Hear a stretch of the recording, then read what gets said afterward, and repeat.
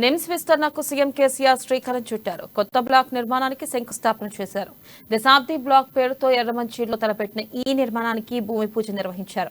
ప్రస్తుతం నిమ్స్ భవనానికి ఆనుకొని ఉన్న 32 ఎకరాల స్థలంలో 1,571 కోట్ల రూపాయల వ్యయంతో కొత్త భవనాన్ని నిర్మించనున్నారు. 2,000 పడకల సామర్థ్యంతో నిర్మించే ఈ కొత్త భవనంలో అవుట్ పేషెంట్ ఎమర్జెన్సీ వైద్యం కోసం ప్రత్యేక బ్లాకులు ఏర్పాటు చేయనున్నారు. ఈ సందర్భంగా ఎలాంటి ఆరోగ్య విపత్తునైనా ఎదుర్కోవడానికి తెలంగాణ ప్రభుత్వం సిద్ధంగా ఉందని సీఎం కేసీఆర్ అన్నారు. తెలంగాణ వైద్య ఆరోగ్య శాఖ బలోపేతం కోసం 1,000 కోట్లు ఖర్చు చేస్తున్నామని చెప్పారు. 2014 బడ్జెట్లో 2,000 కోట్లు కేటాయిస్తే 2023 బడ్జెట్లో 12,000 కోట్లు వైద్య శాఖకు కేటాయించామని తెలిపారు. ఇక ఆక్సిజన్ కోసం కేంద్రాన్ని అడ్డుకోకుండా ఆక్సిజన్ మనమే తయారు చేసుకుంటున్నామన్నారు. 100 పడకల ఆసుపత్రులను 1,000 సంఖ్యను పెంచుకున్నామని చెప్పారు.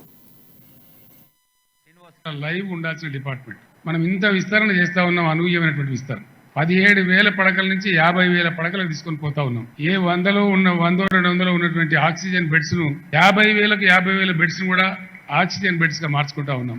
ఆక్సిజన్ కోసం ఏ కేంద్ర ప్రభుత్వాన్ని బెగ్ చేయకుండా మన సొంతంగా 550 టన్నుల ఆక్సిజన్ ఉత్పత్తి చేసే ప్లాంట్లను కూడా మనం తయారు చేసుకున్నాం. ఎందువల్ల నాకు ఒక విచిత్రమైన అనుభవం ఉంది.